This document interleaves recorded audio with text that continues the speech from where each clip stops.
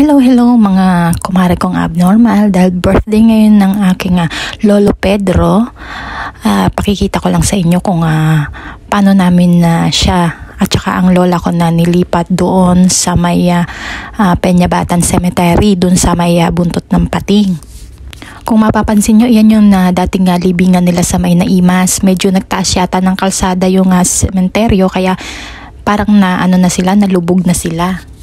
At madalian nga pala itong paglilipat namin sa kanila kasi kalilibing lang nun ng tatay ko. Isang araw pa lang siyang nalilibing, kinabukasan na pinabutas namin siya para mailipat yung mga magulang niya, dahil request niya kasi yon nung nabubuhay pa siya, na kung saan man siya malilibing, gusto niya kuhanin yung kanyang mga magulang doon sa may Naimas, dahil kalunos-lunos na raw yung itsura ng libingan ng magulang niya doon. At dahil nung nawala nga si tatay ko, kaming pamilya, parang wala kami sa sarili namin, hindi namin agad naisip yung request niya. Kaya naman nakiusap kami, humingi kami ng permit. Legal naman yung pagbutas dyan sa puntod niya para mailipat yung lolo at lola ko.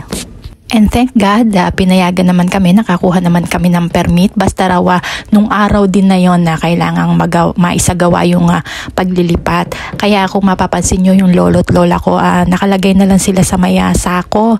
Hindi na talaga kami nakapag-prepare ng kung ano man, dahil kailangan talagang madali ang lipat itong paglilipat bahay nila.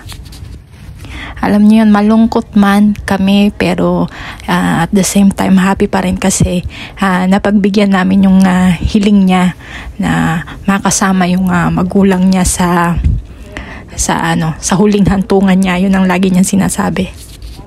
Kaya tatay, sana masaya ka dyan kasama ni lolo at lola. Sana masaya kayo dyan. Dahil wala akong ibang hinahangad sa'yo. Alam mo yan, ang gusto ko lang yung lagi kang masaya. Kaya sana kahit nasa kabilang buhay ka na, napasaya ka pa rin namin, dahil naibigay na namin yung hiling mo na makasama yung magulang mo. At sana masaya kayong magkakasama diyan. Yun lang, mahal na mahal kita, sobra. At miss na kita.